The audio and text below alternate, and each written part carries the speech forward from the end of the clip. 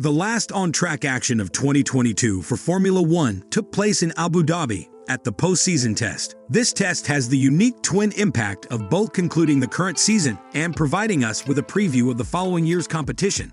It is always exciting to see drivers making their debuts for their new teams, and Fernando Alonso brought that excitement to a whole new level with Aston Martin, who had to run him in a vehicle that was devoid of any branding whatsoever. This was an extremely unusual occurrence, but Alonso has been in a position similar to this previously, while he was still testing for McLaren in the late months of 2006. In spite of the bizarre-looking automobile, there was a lot of serious business going on behind the scenes, and we are now able to tell you what exactly was going on in this video. Before we begin, please ensure that you have commented, liked, and subscribed to our channel, and that you have the notifications bell turned on so that you can watch all of our videos. During the period when there is no racing in Formula One, we want to remain active on our channel, and we hope that you will join us. During the first 5 hours of Aston Martin's test in Abu Dhabi on Tuesday, Alonso drove the company's 2022 vehicle. This was in preparation for Alonso's official joining of the squad in 2023, and the vehicle itself was the first thing that everybody noticed when he ran his first Aston Martin, so it was the first thing that everyone noticed. The AMR22 was shown just in its primary color scheme, without any sponsors, emblems, or even the little Union Jack that is often displayed at the very tip of the nose. Alonso raced in a black race suit and a crash helmet with a design that was neutral. The only thing that appeared on the car was a modest sticker from Pirelli and an Aston Martin insignia. This is due to the fact that Alonso is still bound by his contract with Alpine. Despite the fact that he is permitted to drive for Aston Martin, he is not permitted to advertise the brand or the sponsors of the brand. However, for the time being, let's focus on the more important facet of Alonso's first outing with Aston Martin, which is the fact that he was a clear underdog at the test. We will discuss this topic in just a moment. Alonso's determination to get the most information possible out of this test was demonstrated by the fact that his car was the first one to enter the pit lane when the day began. He also claims to have been the first driver to arrive in the paddock on Monday to meet his new team. In the first 5 hours of the race, he completed 97 laps before turning the vehicle over to Lance Stroll, who drove the last few hours of the race. After the race, he was quite complimentary of his new team. One of the aspects of the vehicle's power steering system that Alonso spent a significant amount of time attempting to alter without being done last year was how it enabled him to have an accurate sense of what the front tires were doing. Before Alonso's first run with Aston Martin, he was cautious about this aspect of the car and even voiced his worries to the team in advance. Nonetheless, he was pleasantly surprised to find that there is actually very little that has to be changed. After a year with Alpine, which was plagued by reliability problems, Alonso said that it was nice to feel a difference in car characteristics, and he also reserved praise for the outstanding reliability of the Mercedes-powered Aston Martin. Alonso said that it was nice to feel the difference in car characteristics.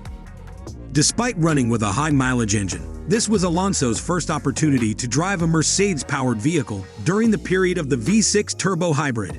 He stated that it had a different feeling, but when questioned if it was better, he merely smiled and shrugged. Alonso had a very successful day, as shown by the fact that he regarded himself as being pleasantly delighted by everything regarding his new team's 2022 vehicle. After experiencing discomfort on his left side, he has prioritized replacing his seats as his top priority, but he has also identified a number of additional specifics, such as the fact that he would like to modify the display on the dash that is attached to the steering wheel. One aspect of driving the vehicle swiftly that Alonso doesn't appear concerned about getting acclimated to is doing so. Because he was in such a competitive mood on his very first run, he asserted that his period of adaptation was almost at an end. New squad, but it's the same old Alonso. At this test, Alonso was not even close to being the sole rookie competitor, even if he was the most well-known and appeared to have the most stringent guidelines to follow. The requirement that an entire car's stickers be removed is an unusually extreme manifestation of something that is actually quite common, drivers having to meet certain conditions in order to be released early to test for another team. The most sanitary Oscar Piastri's move to McLaren, which took place just 1 day before the test, was a break, which is odd considering how contentious his departure from Alpine was. Piastri was able to be completely outfitted in team gear for his first official day of running in the 2022 vehicle, because he is now fully contracted to McLaren. He had previously driven McLaren's 2021 car in a private capacity. Other drivers did not nearly have the same liberties or simply did not have the equipment necessary. Nico Hülkenberg has completed his obligations as an Aston Martin reserve driver and has driven while wearing a horse race costume. However, he merely donned a standard white crash helmet when he was behind the wheel. Nick de Vries made his debut with AlphaTauri while wearing a plain race suit because he is still technically a Mercedes driver. There will be no official imagery of Nick de Vries from this test because the team is unable to publicize it. Nick de Vries made his debut with AlphaTauri while wearing a plain race suit. You might have also noticed that Pierre Gasly was wearing a basic set of overalls, despite the fact that his crash helmet was covered in stickers for Alpine and sponsors. And the response to that is basically that there doesn't appear to be a solution to that problem. More importantly, the newcomers had a lot of ground to cover in this exam, considering how little weight it carries overall. Gasly finished in the first position among this group after moving up to fourth in the timings. Furthermore, he received a really encouraging figure by the time the date was through, hyping up Alpine as much as you'd expect for someone who had to spend this year driving in AlphaTauri. Case in point, Nick de Vries. His substitute will certainly have a stiff neck on Wednesday because he completed 151 laps of the Yas Marina circuit, which is equivalent to just under 500 miles, and is more than any other driver. A few of the other arrivals had a more difficult time getting their bearings than the others did. Although he was contributing to some driver market mayhem in the summer, this was Piastri's first proper appearance since then, and he was giving nothing away thereafter. In addition to describing the test as 100% about starting to get comfortable in the team, Piastri's McLaren was the cause of the day's first red flag after a minor technical issue that prompted a precautionary stoppage on the track. Piastri described the test as 100% about starting to get comfortable in the team. However, he was back in action very fast and had a very productive full day in the car, clocking 117 laps. He finished the race in second place. Hülkenberg's morning was also hampered by a mechanical problem that forced him to halt, but he was able to find a place to park that did not need him to break the session. Fortunately, the car was also able to be retrieved, which allowed him to get back into the circuit and continue racing. Therefore, despite the fact that he was only allowed to do 27 laps in the first 4 hours of the race, he still managed to complete far over 100 by the finish, sufficient to produce what he jokingly referred to as human degeneration, due to the fact that he became so exhausted. The second new 2023 driver Williams is Logan Sargeant, who didn't do quite as much running as most, but he explained that this was only because he was following a specific run plan. Logan Sargeant will be driving for Williams in 2023.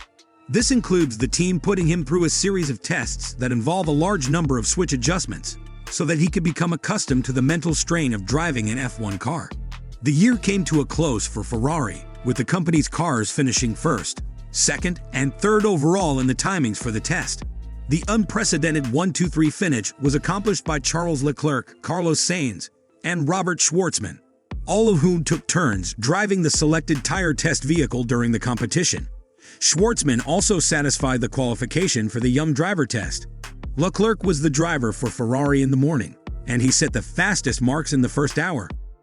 Sainz then took over, and he was able to improve his speeds by a little more than a tenth in the afternoon, despite the fact that this was still 1.4 seconds slower than the pole time that Max Verstappen posted over the weekend. When it comes to this test, lap timings don't represent much of anything, because all of the vehicles are equipped with 2023 Pirelli tires, and the teams have different tire allocations for each of the drivers.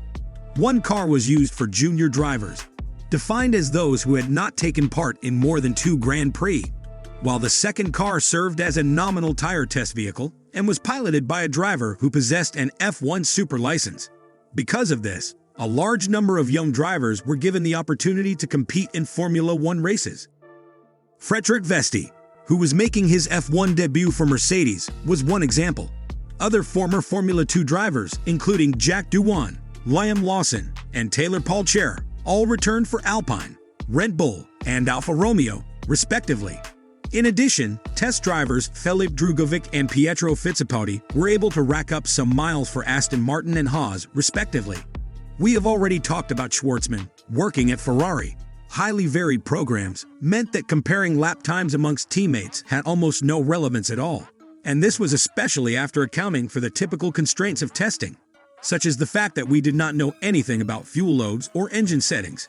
However, this was still a highly beneficial experience for teams and drivers, particularly as the day went to nightfall and the track temperature decreased, offering more representative comparisons internally to the previous weekend. If nothing else, we had a taste of Formula One in 2023, but we aren't going to kid ourselves about it, or you into believing that this provided any significant hints about the next season, other than the fact that Alonso's Aston Martin should have all of its stickers on by then. If you enjoyed this video, please drop a like and tell us what you think about the Abu Dhabi testing in the comments.